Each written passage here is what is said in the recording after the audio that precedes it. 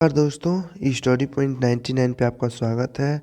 आज हम इस वीडियो में बात करने वाले हैं यूपी बोर्ड क्लास 10th के हिंदी के। हमने कुछ इम्पोर्टेंट एमसीक्यूज लिया है जो कि यूपी बोर्ड 2023 के लिए इम्पोर्टेंट एमसीक्यूज हैं। तो आपको पता होगा कि जो यूपी बोर्ड 2023 में क्लास 10 का जो क्वेश्चन पेपर है उसमें बदलाव किया गया है। जिसमें पहले 5 एमसीक्यूज आते थे, अब उसमें टोटल 20 एमसीक्यूज आपको देखने को मिलेंगे। टोटल कितने एमसीक्यूज? 20 एमसीक्यूज आपको देखने को मिलेंगे, जो कि 10 एमसीक्यूज जो होगा लेखक और रचना के प्रति होगा, और 10 जो होगा व्याकरण से रिलेटेड होगा। तो इस वीडियो में हम आज लेखक और रचना के बारे में जानने वाले हैं। तो इस वीडियो को लास्ट तक जरूर देखिए ताकि आपका जो 10 नंबर हो आसानी से क्लियर हो जाए। तो चलिए वीडियो को हम लोग स्टार्ट करते हैं। तो जो मेरा पहला क्वेश्चन है, पहला क्वेश्चन देखिए मेरा क्या बोल रहा है। पहला क्वेश्चन है, हिंदी गद्य का आविर्भाव कौन सी शताब्दी में हुआ था? हिंदी गद्य का आविर्भाव कौन सी शताब्दी में हुआ था? 19वीं शताब्दी दिया है, 16वीं शताब्दी, 21वीं शताब्दी की 13वीं शताब्दी।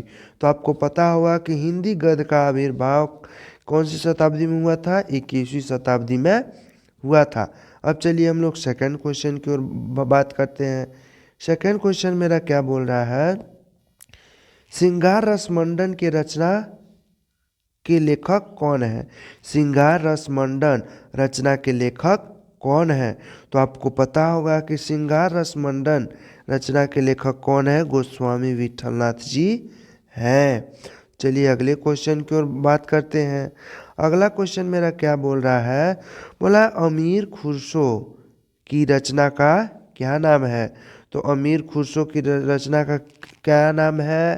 पहेलियाँ और मुकरिया है। अमीर खुसरो की रचनाकार का क्या नाम है? पहेलियाँ और मुकरिया। आगे बढ़ते हैं।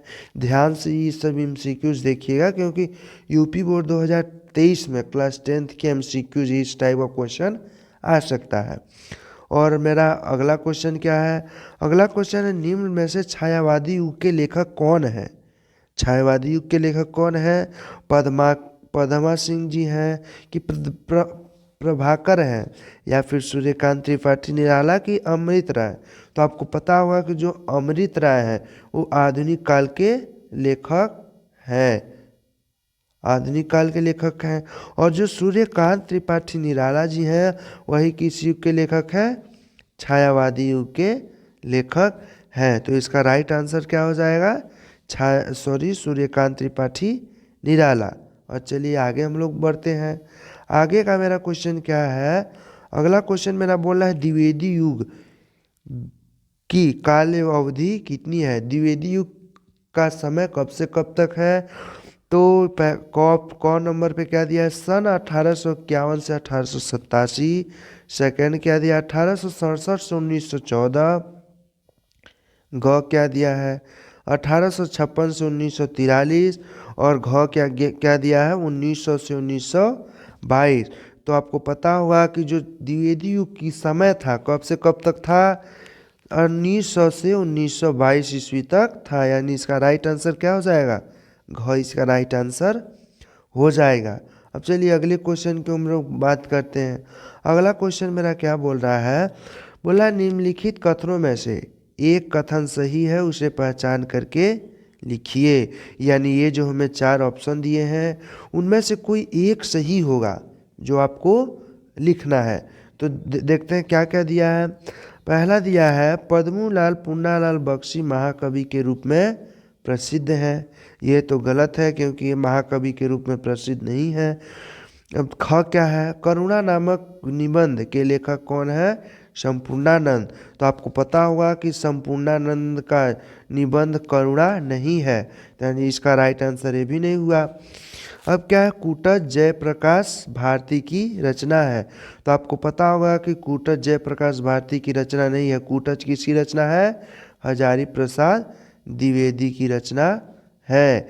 तो एक क्या है? संस्कृत के 4 अध्ययन के लेखक रामधारी सिंह दिनकर जी हैं। तो इसका राइट आंसर क्या हो जाएगा? संस्कृत के 4 अध्याय के लेखक कौन है? इसका राइट आंसर हो जाएगा ग। संस्कृत के 4 अध्याय के लेखक रामधारी सिंह दिनकर जी हैं। चलिए आगे हम लोग बढ़ते हैं। अगला क्वेश्चन क्या बोल रहा है? अगला क्वेश्चन यहाँ पे बोल रहा है निम्नलिखित कथनों में से एक कथन सही है, उसे पहचान करके लिखिए। तो देखते हैं क्या क्या कथन हमें दिया है।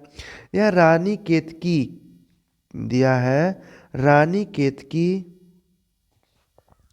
की कहानी के लेखक सुभद्रा सिंह चौहान है। तो आपको पता होगा कि जो रानी केतकी की कहानी के लेखक कौन है? रानी केतकी की कहानी के लेखक हैं ईसा अल्लाह खां। तो इसका आंसर ये नहीं होगा। आगे देखते हैं। आचार्य रामचंद्र शुक्ल एक प्रख्यात कवि है। तो ये भी नहीं होगा। और क्या है? डॉक्टर धर्मवीर भारती पूर्व मध्यकाल के कवि हैं। तो ये भी नहीं हुआ, पूर्व मध्यकाल के कवि नहीं थे। और क्या बोला है? भारतेंदु हरिश्चंद्र को हिंदी साहित्य का जनक माना जाता है। तो आपको यही इसका राइट आंसर है कि भारतेंदु हरिश्चंद्र जी को हिंदी गद्य साहित्य का जनक माना जाता है। यानी इसका राइट आंसर क्या हो जाएगा? क। आगे देखते हैं आगे क्या है। आगे 8वां क्वेश्चन मेरा बोल रहा है निम्नलिखित कथनों में से एक कथन सही है, उसे पहचान करके लिखिए। तो पहला क मेरा क्या बोल रहा है? डॉक्टर रामविलास शर्मा जाने माने आलोचक हैं। और सेकंड क्या बोला है? पद्मूलाल पुन्नालाल बख्शी प्रसिद्ध नाटककार हैं। ग क्या बोला है? भारतीय संस्कृत के लेखक रामधारी सिंह दिनकर जी हैं। चौथा क्या बोला? चिंतामणि के लेखक वियोगिरी हैं। सबसे पहले ये चिंतामणि के लेखक कौन है? रामचंद्र शुक्ल जी, यानी ये तो गलत हो गया। भारतीय संस्कृति के लेखक कौन है? डॉक्टर राजेंद्र प्रसाद जी, यानी ये भी गलत हो गया। अब क्या है? पुदमालाल बख्शी प्रख्यात नाटककार थे, ये भी नाटककार नहीं थे। तो एक मेरे पास क्या बचा? रामविलास शर्मा जी जाने माने क्या थे? आलोचक थे। यानी राइट आंसर, इसका राइट आंसर क्या हो गया? क। अब चलिए आगे क्वेश्चन के हम लोग बढ़ते हैं। अगला क्वेश्चन मेरा क्या बोल रहा है कि निम्नलिखित कथनों में से कोई एक कथन सही है, उसे पहचान करके लिखिए। पहला क्या बोल रहा है? अमृतलाल नागर प्रसिद्ध एकांकी थे। और सेकंड क्या बोल रहा है?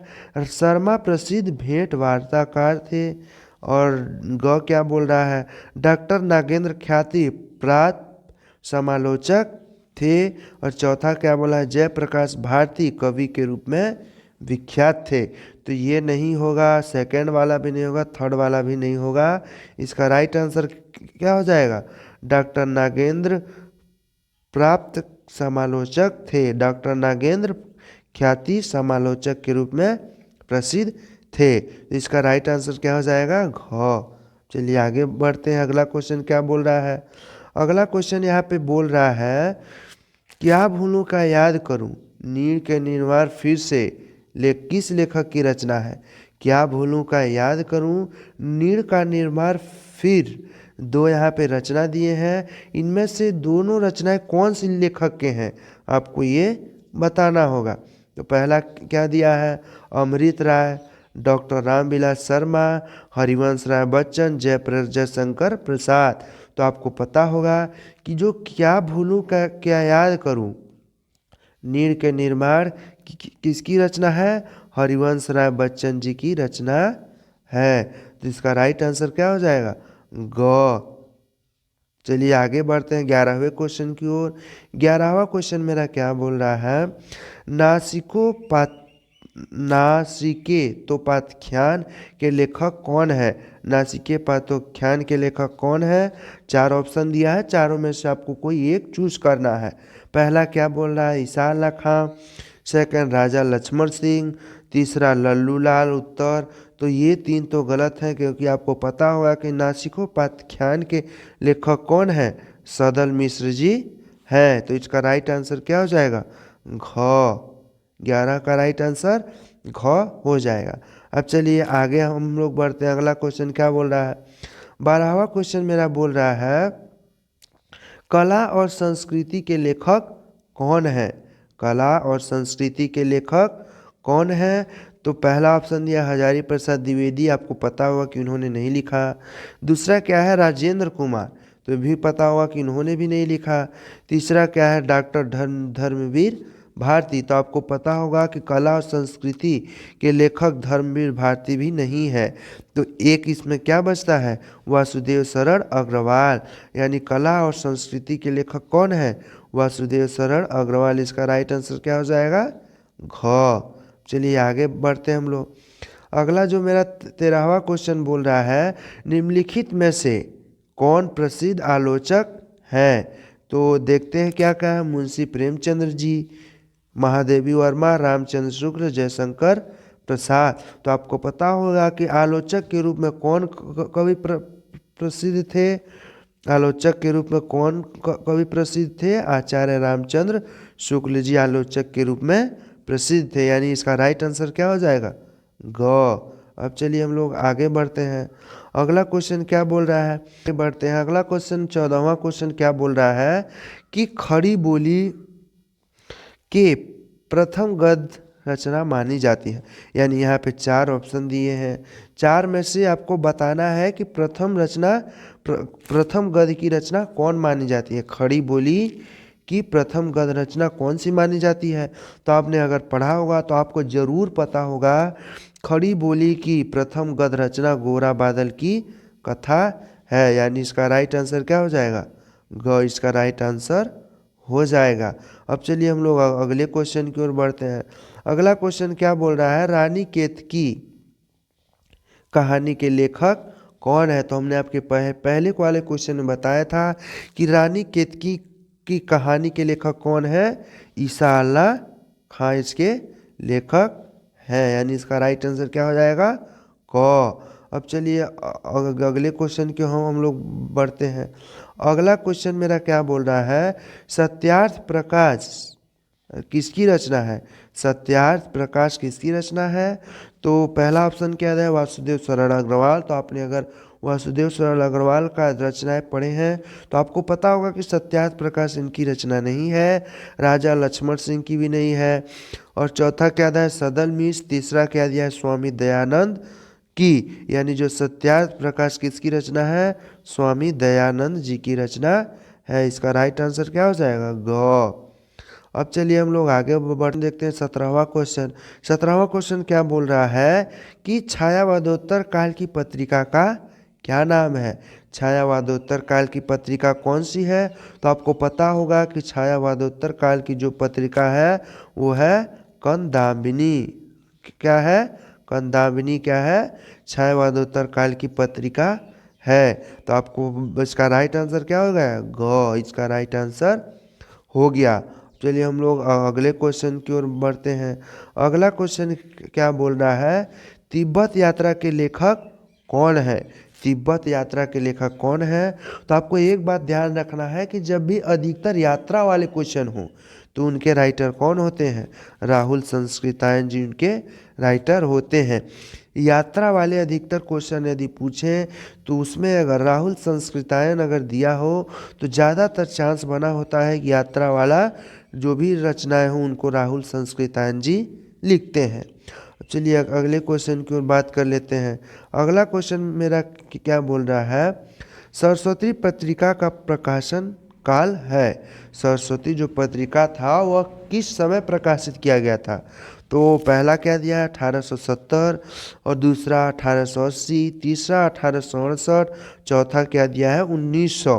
तो आपको पता होगा कि जो सरस्वती काल का प्रकाशित काल क्या था 1900 था। तो इसका राइट आंसर क्या हो जाएगा 1900 ईस्वी, यानी ग इसका राइट आंसर हो जाएगा।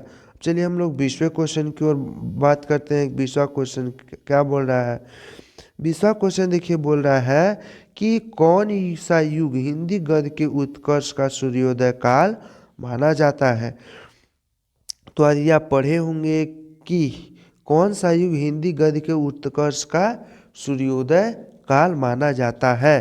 तो आपको पता होगा कि इसका सही उत्तर क्या हो जाएगा भारत तेंदु युग, क्योंकि यही क्या है हिंदी गद्य का उत्कर्ष काल सूर्योदय काल माना जाता है।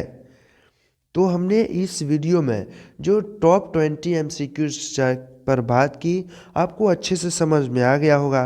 तो यदि वीडियो अच्छा लगा हो तो वीडियो को लाइक और चैनल को सब्सक्राइब जरूर कर लीजिए। हम इसी तरह की वीडियो, MCQs और अनेक सारे वीडियो लेकर के आते हैं ताकि आपको अच्छे समझ में आ जाए और आप बोर्ड में अधिकतर मार्क्स ला सकें। तो फिर मिलते हैं इसी तरह के नए वीडियो में, तब तक के लिए धन्यवाद।